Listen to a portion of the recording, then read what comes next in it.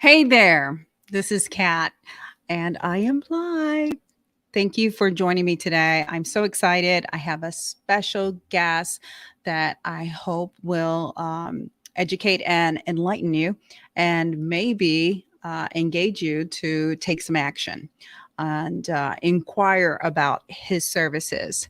So I'm very lucky to have Neal on today as we discuss unlocking your potential with empowering leadership.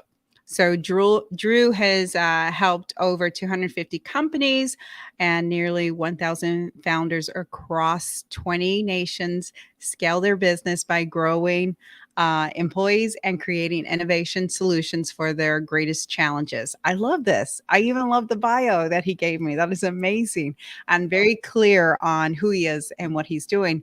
So, without further ado, let me bring Drew on so that you can meet him and he can tell you all the great things that he's doing. Hey, Drew. Hello there, Kat. How are you today? I'm doing great. And I am so very thankful to have you on our show today. And let me preference everyone. So if you're tuning in now, please drop me a comment. Let me know where you're tuning in from. I always love to know where you are from. And if you are seeing this in the rebroadcast, just put R and then let me know where you're coming from. But if anybody has any questions or comments, just drop them in the comments and then I'll pop them up as we have Drew here live with us.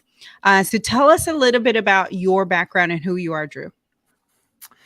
Yeah, Kat. Well, my story is pretty simple, in the sense that it relates with many. We've all had to overcome something in our lives, and in that overcoming, we learn how to apply ourselves to the world and ultimately solve a problem. And I think there's a lot of purpose available in that. And so I was, I had a really interesting childhood.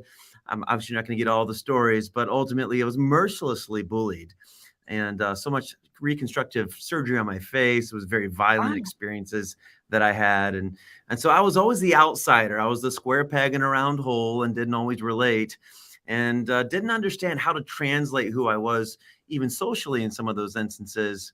And so, and yet, I also had an authority. I had a command when I walked in the room, which intimidated people of power.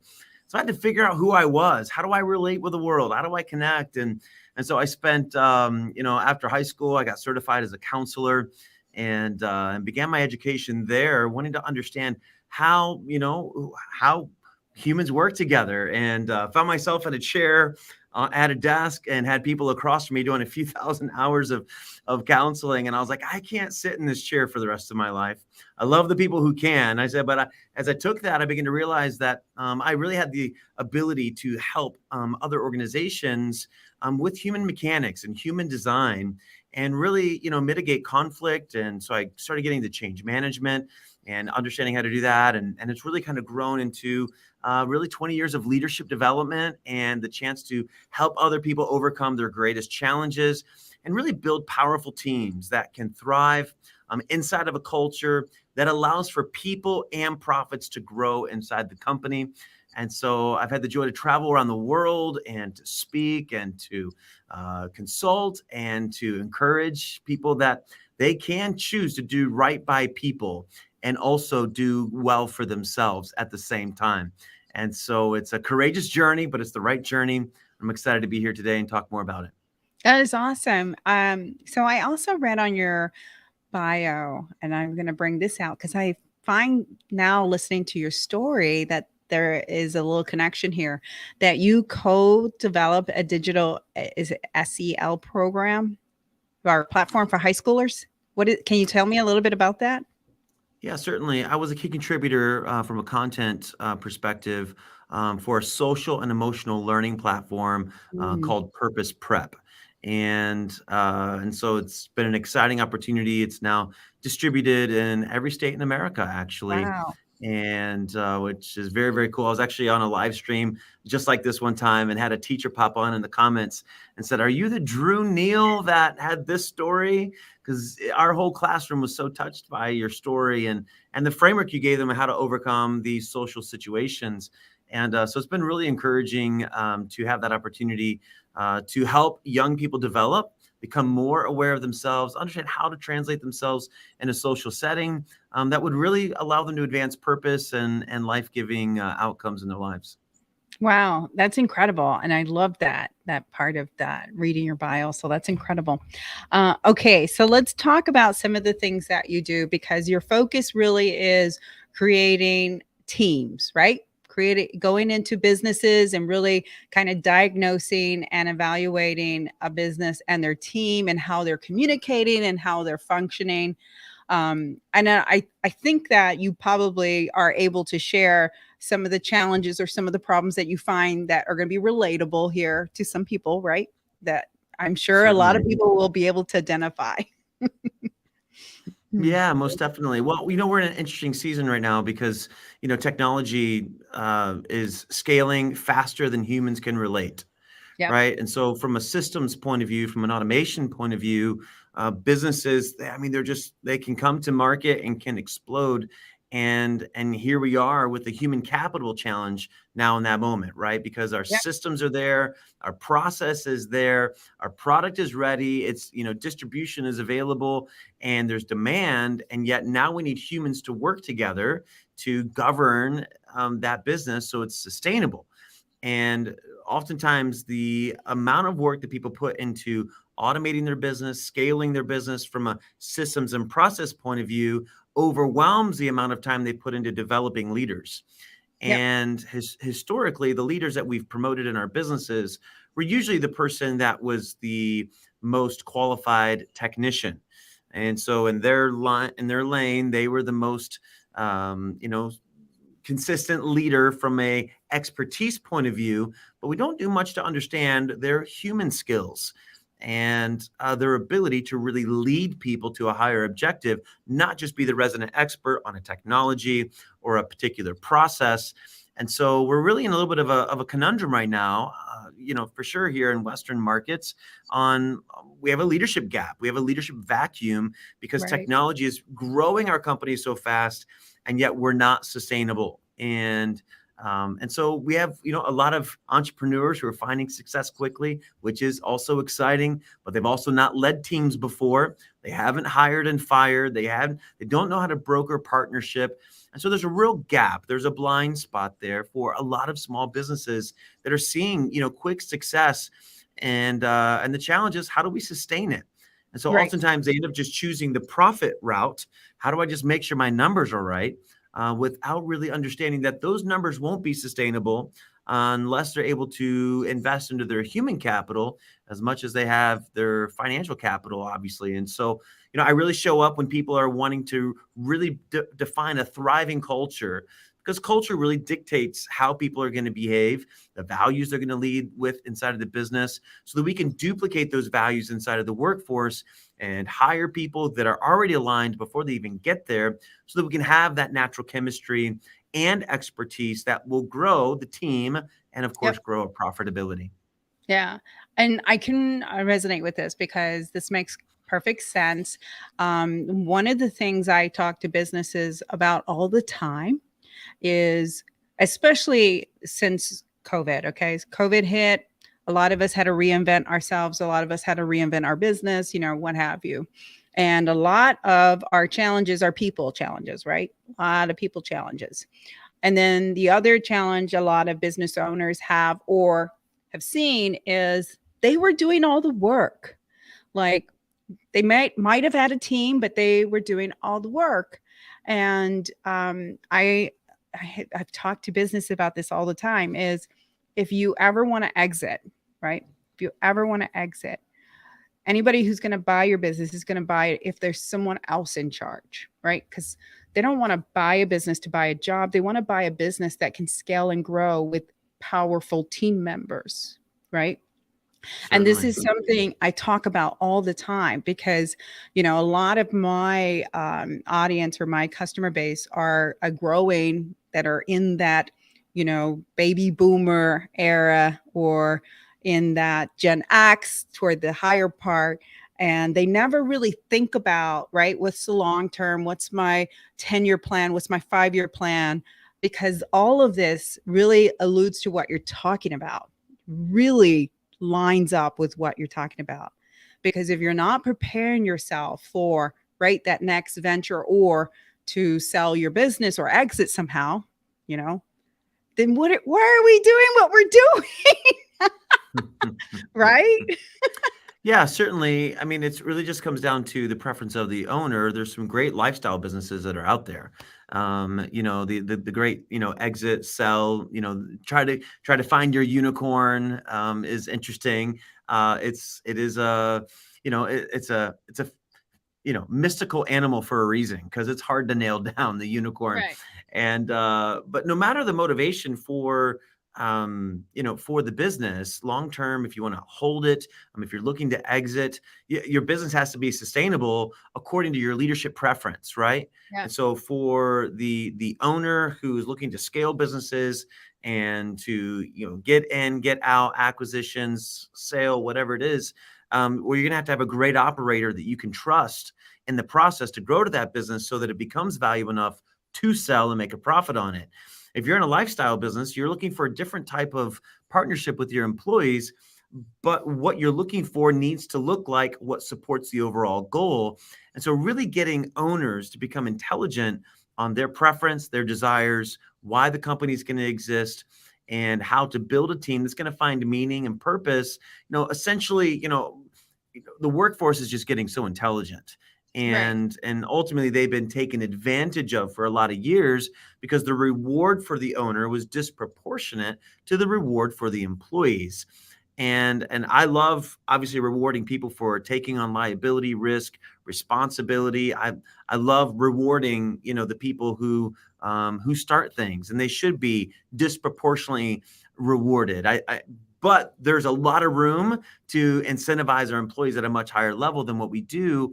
And decentralization and technology is starting to give us a lot more understanding of how the workforce can leverage their ability to gain more value and have long-term impact. And so because they're getting much more sophisticated financially, it's allowing them to ask the question of, well, what type of experience do I want to have now? As I start to earn at a higher level, I can also have a preference on what type of experience I want to have with those that I work with. And so the data on this is so compelling. I mean, it's just remarkable as you're seeing that people are now saying almost at a majority, we're in the 40 some percentile, I forget if it's 43 or 46%, say that they would much rather have a positive and meaningful work environment than to get paid more money. So if there's Right. two options on the table, get the raise or get that better culture, they're saying, I want to choose the better culture.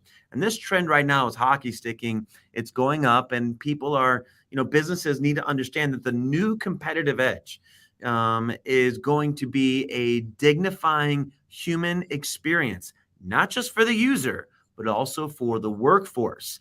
And so you can't rest on your laurels of, hey, I have the best technology, or I'm very well funded, or we have a lot of distribution. You actually need to understand the power of having a team, because a team that's connected and can execute will set you apart from anybody else in the market. Right. And when you talk about team, it's not necessarily like a team where you're visual and you're out in front of clients and so on. It can be a team that is more behind the scenes as well, right? Like, because not every business has like a out front team, right? Like, I meet a lot of clients that have a lot of automation going on, and they like the automation, and then on the back end they have the team that does all the support and all of the backhand work. When you talk about team, you're talking about anybody who's a part of the team. Is that correct, Drew? Yeah, I'm talking about your employees. Yeah. Anybody who's employed, they're making things happen. If you're a solopreneur right now, most people who start as a solopreneur have goals and objectives that aren't able to be hit until they have a team.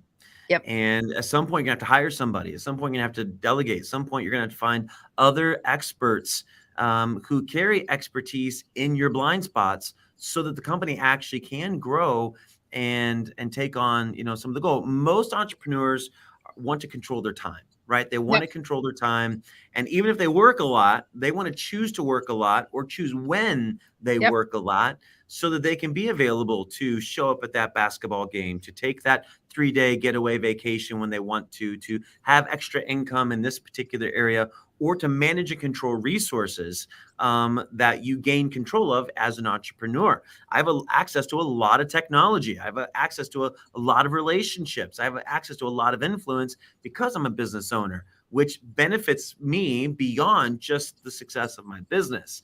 And so it's great to control resources. When you control resources, you have leverage. And Yep. so as entrepreneurs, we're in that position because we want that leverage to be able to advance and to work with other people and to help other people build as well.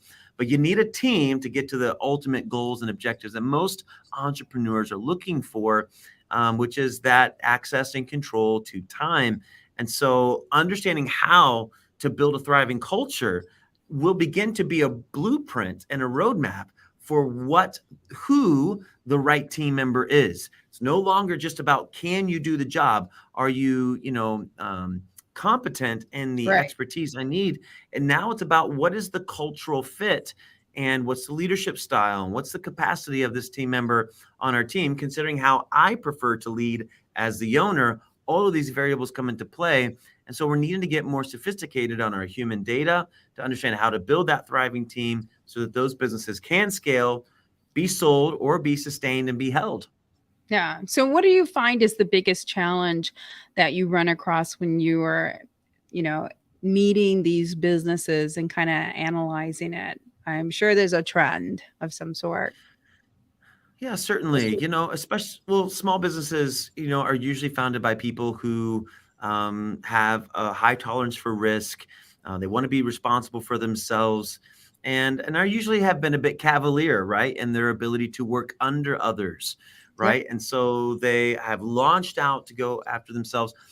But there's a real need for self-awareness to be developed in the leader, because inside of that journey of becoming self-aware in your leadership style, in your emotional makeup, you're really able to understand your preferences that create the culture and the environment around you.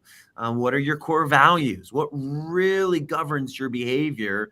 As you become aware of these things, it allows you to architect and to become intentional rather than just being instinctual. You see, Yep. when you're an instinctual leader, you can find yourself in great situations. But when pressure comes, when there's a new deadline, when your top client, who's 50% of your volume, is put everything on the table and might be going away, or when that key employee is no longer able to be there for you anymore, pressure sets in and our behavior begins to be challenged, because under pressure we have to answer the question: will I violate my own values and really become a person who's operating outside of who I am under pressure, or will I stay the course of success? And when we're able to be intentional about that governance of success, understanding our leadership style, having emotional intelligence, understanding how to build a team that's going to thrive, we can really double down on the human experience and understand how to govern the controls of our business with people in mind, so we can be sustainable to get out of that pressure filled situation. And so I found that, the biggest blind spot oftentimes for small business owners is that they are not self-aware. They're not aware of the preferences they have. They're not aware of the core values that it takes to govern a successful business for them. Right. So Yep. it's not up to me to define what a thriving culture is, Right. because thriving cultures is about, subjective preferences that create an environment for people to thrive in. And of course, we're all very, very different. And so, for some, cultures, a great example is, Elon Musk jumping into Twitter. He's, really kind of put it out there that the culture is going to change. And so he's let a lot of talented people go, not because he didn't want their talent. It was because they weren't a cultural fit. And so Twitter had a very distinct culture, before he was there. And Elon brings a very distinct culture that's going to be very Hmm. different. And so he's having to rebuild a team that's going to thrive in the environment that he's creating with his leadership preference. And Yeah. so there's not a right or a wrong thing. It's really about understanding, how can we be sustainable in our leadership, and how can we build a team that's really going to find that environment is rewarding for them, it's sustainable for them, and it can help us also hit the profitability goals that we're looking for at the same time. Right. Because I mean, at the end of the day, happy people are going to be more productive. I mean, that's just the reality of it. Simon Sinek says it. We could go on and on about a lot of thought leaders talking about that. I guess the thing I'll ask to you that I'm sure somebody would be sitting here asking is, are you saying everybody should be like, a Apple environment or Google environment, those environments where, you have coffee and food and is that what you're saying, or are you are you saying something else? Because I don't want anybody tuning in to misinterpret what you're saying. Yeah, well, I think it's about just understanding, what, well-being and meaningful work and sustainability looks like. That's connected to your industry and maybe connected to the products that you offer, because I think that will look different depending on what industry you're in. Yep. Obviously, if you're in manufacturing and you're trying to build a Google environment and and some snobby coffee, with your Smeg, espresso, machines. Um, that investment's going to yield a different result. You might Yep. make the investment and see something positive from it, but it may not yield the level of return that you're hoping for. So it's really about being smart about ROI, Yep. understanding your workforce that you have versus understanding the workforce that you want. And many companies get caught in that transition of saying, hey, we hired for expertise, but we have a high turnover rate. So how do we shift the culture to be sustainable, to decrease that turnover rate so that employees will want to work here? And so founders, teams, executive teams have some powerful decisions to make at becoming more aware of who they are as a company. And I think companies are just like people. Yep. They have character traits, they have a personality, they have tendencies, they have blind spots. And so it's important to understand how we can build a culture around our strengths, but yet also be aware of the blind spots, because it's in those blind spots where people will start to have inconsistent experience. That's the place where, they get frustrated, they feel unsustainable, all those types of things. And so we have to be aware so that we can architect an intentional culture that is thriving and allows it to be there. So, I mean, I have personal preferences as a founder. I have hobbies, things that I enjoy, Yep. and you know what? Honestly, I bring those hobbies into the work environment. And I have found people who enjoy those things as well. And I will tell you, those relationships do better in this environment because we're able to relate and talk about things that are meaningful at a personal level, that just create a sense of connection. They create a sense of trust. They create relatability. And of course, that creates momentum in saying yes to objectives and performance and synergy at the at the KPI level. And Yeah. so if we're wanting to see those KPIs get hit, having a personal connection is so important. And really, people are just not tolerating the robotics of punch in, punch out, and they're looking for something greater. Oh no, I would have to agree, and I would also have to agree that as the Generation Y, you know, because that's the next biggest generation. They're really going to command how they want to be hired, how they want to their workplace and their environment, and it's so very different than what we're accustomed to, right? Because I'm a Gen X, I'm all about hard work, hard work, hard work, hard work. Almost every generation you can attest, right, a profile to, like some characteristic profiles. And I think the biggest challenge for a lot of business owners, is how do they manage that generation that they don't understand, right? Yeah, and I think that's very keen awareness. That every generation is going to have their own tendencies, and so you have Gen Y who's emerging as leaders now. Mm-hmm. They are not they're not first time employees anymore. They are getting into their 40s and being introduced to the age of 40. And they have gray hairs now. They're starting to show up with some gray hair, which means they have a little bit of experience, but they have a very different set of values. Yeah. And they have a very human centric set of values, meaning that they are not just counting profit. They want to make sure that the investors had a dignifying experience, partners had a dignifying experience, users had a dignifying experience, and the workforce has a dignifying experience. And so they are questioning that experience. And we have access to data today, which means there's no excuse to be unaware. and they also bring in that level of accountability because data is just normal to them. We have data. They're used to using data, projecting off of data. They've been raised in their careers never not knowing a situation where there wasn't data available. And so it's very, very interesting. And they're obviously, hiring Gen Z right now Yep. as the new workforce. Gen Z is starting to get out of college, and they're entering the workforce, and they're maintaining that, if not double downing on it. Yes. And there's really a general sense of, this something very interesting is that, we're seeing out of Gen Z is that they really believe that what we used to call family experience, that was exclusive to your bloodline, are experiences now that they believe are possible and they do pursue with any human that they're looking to relate with. And so they're bringing this aspect, to the workforce, and this has really been proliferated or empowered by the female voice in the workforce, which has been very exciting. And so a male dominant led, environment from a culture standpoint was very functional and very performance oriented from an expertise standpoint. And we're really seeing that as female voices are rising in business, it's making us, be much more accountable at a social level.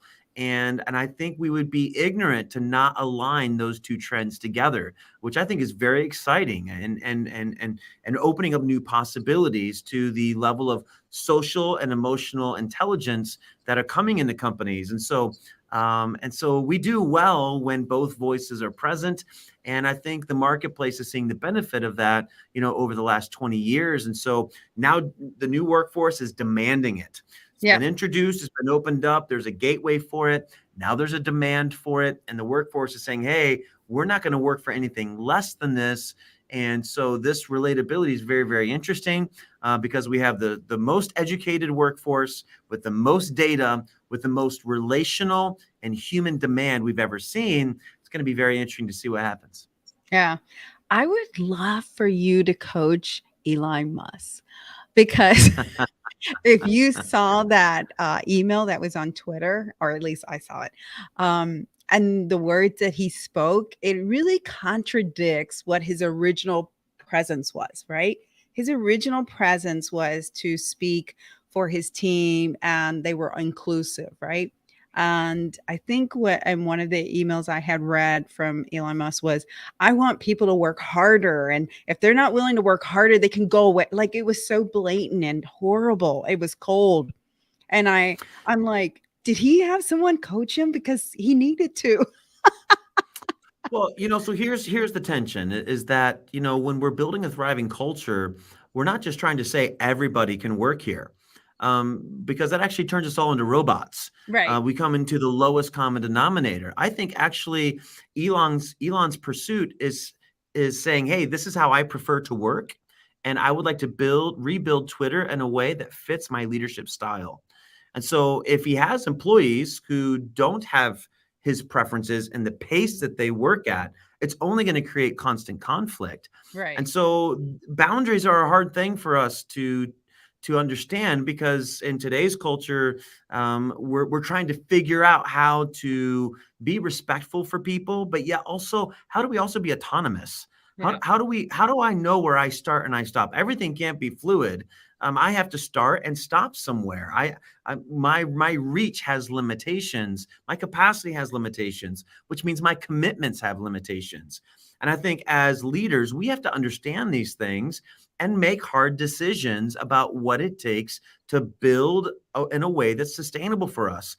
I think there's, I think there's, I don't know that he worded the email perfectly. I haven't read the email, Yeah. but I know, generally speaking, he's the guy that sleeps under the conference table desk. He's the Right. guy who has a cot and doesn't have homes and all these types of things, which seems outlandish or crazy in today's culture that someone would behave that way. But if that's how he's getting things done and he's, on a save the world mission Yep. here, and that's what it's taking and that's what's sustainable for him, no one's ever going to be like Elon. But Right. finding people who at least make room for that and will follow that, I think is important. Yeah, no, absolutely. I mean, you hit on some really great points there because for the person that doesn't align with it, it punched them in the gut, right? But for the Did person that it aligns with, they're like, yay, finally, all these dead weights can leave, you know? So I get it. I got it. Yeah, I mean, it makes, certainly. And yeah, and and it's not a right or a wrong thing in my opinion, because it's a preference thing. yep.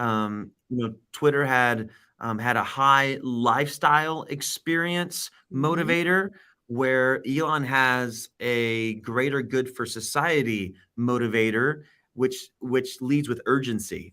And Yep. so Yep. he believes his product now has an urgent mandate. So now that urgency turns into more hours, turns into a Yep. different experience. And so and once again, that's why companies are people, and the personality of Twitter has changed. And so Yes. now that culture is having to be reimagined in a way that will be dignifying for a new group of people, and that it can also then be profitable as well. Absolutely, absolutely. I mean, this is great. I guess we could be talking on and on. Let's talk about you, Drew. Like, who is the ideal client that you work with? I just, if you could describe that ideal client.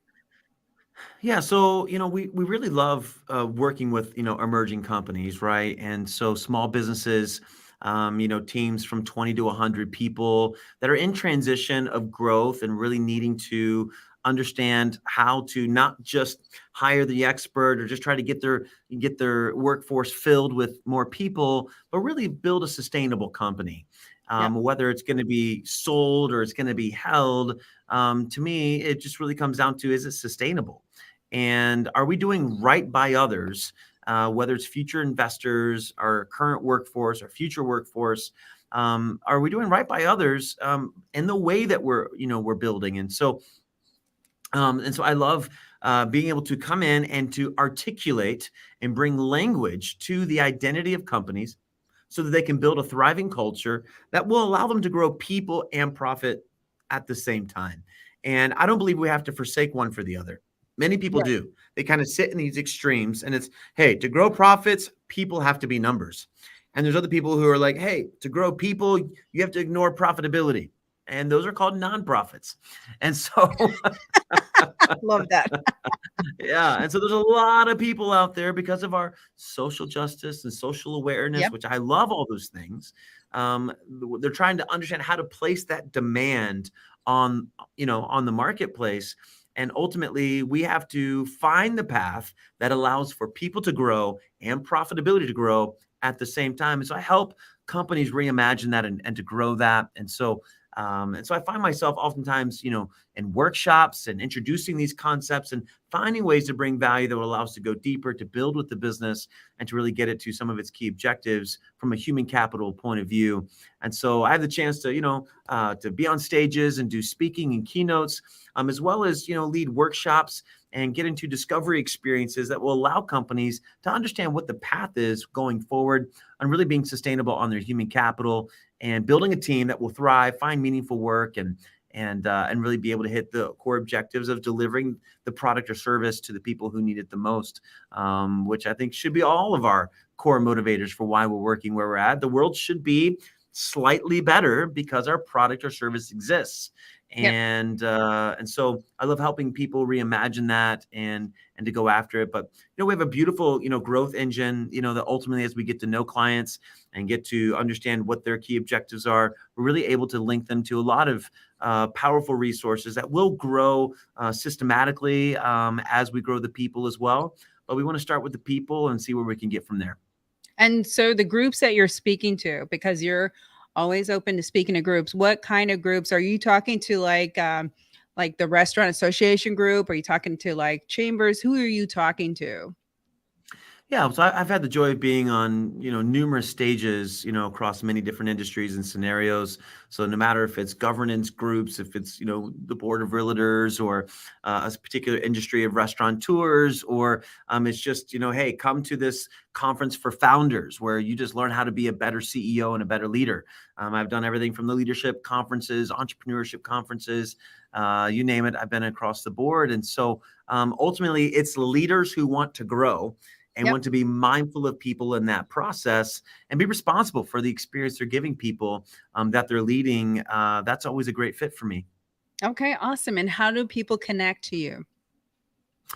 Yeah, well, thank you for asking. DrewNeal.com is the beginning point, and so there at my website, you can see the companies that I run, as well as understand some of the experience here on the front end of these customized keynotes, as well as workshops that we do for leaders and teams. And so, at the workshop level, we love going into with executive teams or particular strategic groups inside of companies that have been tasked with measuring culture and understanding how to build a thriving culture for everyone that's there. And so, so it's exciting. I love the small room, being with a room of 10 people and a marker board. We can fill that marker board up real fast with real practical discoveries and walkout steps. Or we can move a room with thousands of people and give them key takeaways that will enrich any conference or event that's going on as well. That is awesome. You know what, Drew? I think someone would be remiss not to hire you. You speak very well, and obviously, you're well versed in your topic. This has been a great conversation. I really, really loved it. And I know that this is a key thing moving forward. So, as companies and organizations think about people, right, human capital, and the technology that's in place, and then how do they align with the people with technology, and then efficiencies, right? Grow your team, grow your leadership, and make things work for you so that you scale. Yeah, most definitely. We're all trying to negotiate the relationship between technology, finance, and people. And I really kind of sit in the sweet spot of that intersection and make sure that we have the right experts in finance and our technology, and also we have the right people on the bus. And so it's an exciting space to be in, and so, but to be human is the premium experience. Yeah. When you can automate everything, people are going to want human Oh, experience, which means absolutely. money is going to be easy to get, technology is going to be easy to get. The name of the game is going to be human experience, and so we're excited to help people develop that. And you know what, I can really share that thought with you, because anytime I have to do support nowadays, it's always a bot. It's everything mechanical, nothing human, And for someone that is as a customer, on the other end, it can be very frustrating, because you're like, how do I get a hold of someone? And I will tell you, Facebook is the worst at it. They are the worst. you know. So I get what you're saying. Totally get it. Thank you Yeah. so much, Drew. Thank you for being on the show. I appreciate it. And I hope everyone connects with you, and you have some people that reach out to you. Thank you again for being on the show. Yeah. Thanks for having me here today, Kat, and look forward to chatting again some other time. Absolutely. Thank you for joining me on Stand Out and Grow. I hope that you really enjoyed this conversation that I had with Drew. Lots of great information. If you're looking at opportunities to grow or scale your business, if you're looking for a keynote speaker, please connect with Drew. He is well versed in this topic, and I love it. It was a great conversation. I think we could have spoke for on and on and on and on. Until next time, you got this, right? You do. I'm pretty sure you do.